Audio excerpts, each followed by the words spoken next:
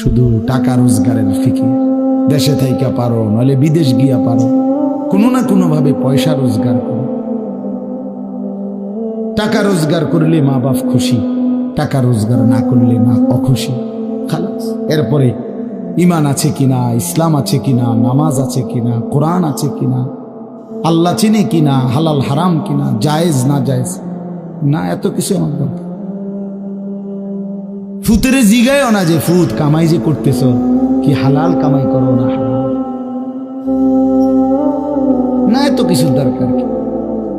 টাকা দিতেছে, খাইতেছে, ঘুমাইতেছে, বিল্ডিং করতে আসে, জমি কিনতে আসে, আফেল মালটা খাইতেছে। এক ছেলে আমারে নিজে বলছে, আমি সবার ব্যাপারে বলি না, এক ছেলে আমারে নিজে বলছে, হুজুর আমি একটা দেশের নাম বলছে, যেই দেশে আমার কর্মটা ছিল, চলে আসছে ওই দেশ থেকে।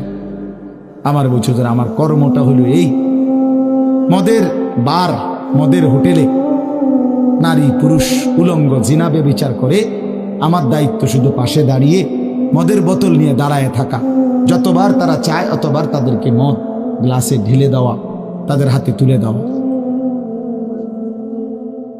এর বিনিময়ে আমার মাসে বেতন 2 লাখ টাকা। মুসলমান মুসলমান মুসলমানের সন্তান, বাংলাদেশের সন্তান। তো এই টাকা যখন বাবা খাচ্ছেন, বিল্ডিং করতেছে, কোনো টেনশন নাই। আমি আবারও বলছি, আমি সবার জন্য বলি না, ওই বলছে দিকে অট্টা কইছে, কথা বুঝছেন? আমি তো নাম ঠিকানা বলি না। হে আত্মীয়তার আইয়ুহাল কাতি', আত্মীয়তার সম্পর্ক ছিন্নকারী ব্যক্তি, আসো। এই জন্য ভাইয়ের সাথে যুদ্ধ করছো, বোনের সম্পদ নষ্ট করছো, চাচারে সম্পত্তি দাও নাই, এই জন্য, এই দুনিয়ার জন্য নাও, এখন না, এখন যা লাগে নাও। এইভাবে প্রত্যেক নাফরমান পাপীকে, হে হারামখোর সুদ করে দিগা, এখানে টাকা যা লাগে নে, নে বাটপার, এখান থেকে টাকা নে, কি পরিমাণ টাকা দরকার ছিল তোর, নে। এইভাবে রাসূলুল্লাহ সাল্লাল্লাহু আলাইহি সাল্লাম বলেন, দুনিয়ার এই সম্পদগুলো কথা বলবে আর ডাকবে, ডাকলে মানুষ, আচ্ছা এটা তখন কেরম লিখবো? কথা বুঝেন নাই? এটি যখন কথা বলবে, ডাকাডাকি করবে, মানুষ কি বলবে? লোকেরা তো সবাই দাঁড়াইছে, মানুষও তো দাঁড়াইছে, তারাই তো ডাকতেছে, তো তারা কি বলবে? ওয়াকালাল ইনসানু মা লাহা, আল্লাহ নিজেই বলতেছে, লোকেরা তখন মানুষগুলো বলবে মা লাহা, এটা কি হলো? আরে এটা কি কারবার? এগুলো কথা বলে কেমনে? এগুলো কি কয়?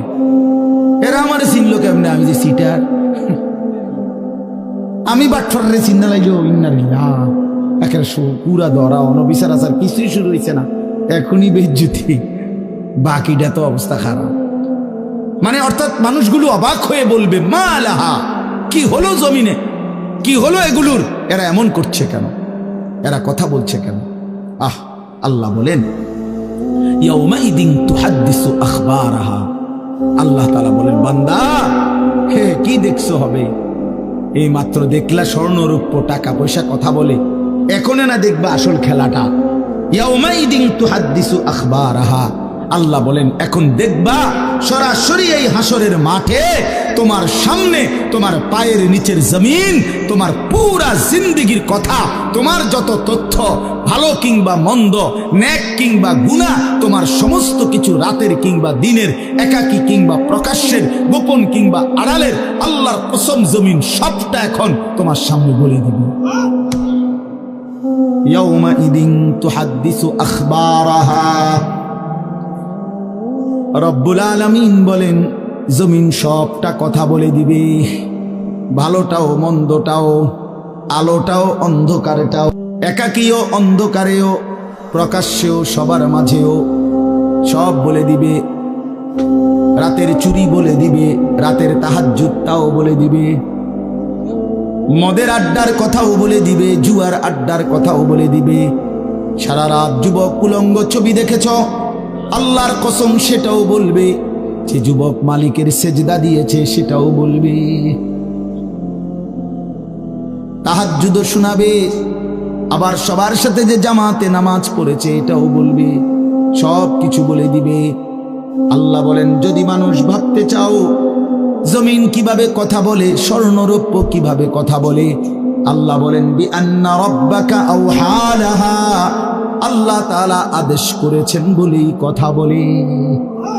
আল্লাহ বললে, হুকুম করিলে আল্লাহর গোটা কায়নাত, গোটা সৃষ্টি জগৎটাই কথা বলে।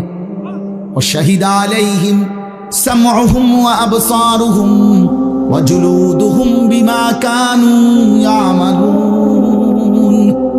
আল্লাহ বলে, হাসরের ময়দানে বান্দা, তোমার কান, তোমার চোখ, তোমার সারা দেহের চামড়া, জুলুদুহুম, তোমার সারা দেহের চামড়া, হাসরের ময়দানে তোমার পুরা জিন্দেগির কর্মকাণ্ড বলে দিবে। চামড়াগুলো বলবে, চামড়া, মানুষের শাহওয়াত চামড়া। এই জন্য সমস্ত যৌনতার ঘটনা, অসভ্যতার ঘটনা শরীরের চামড়া বলে দিবে। মানুষের শাহওয়াত চামড়া। কথা বুঝছেন কি? হ্যাঁ, চরমে চামড়ার মধ্যে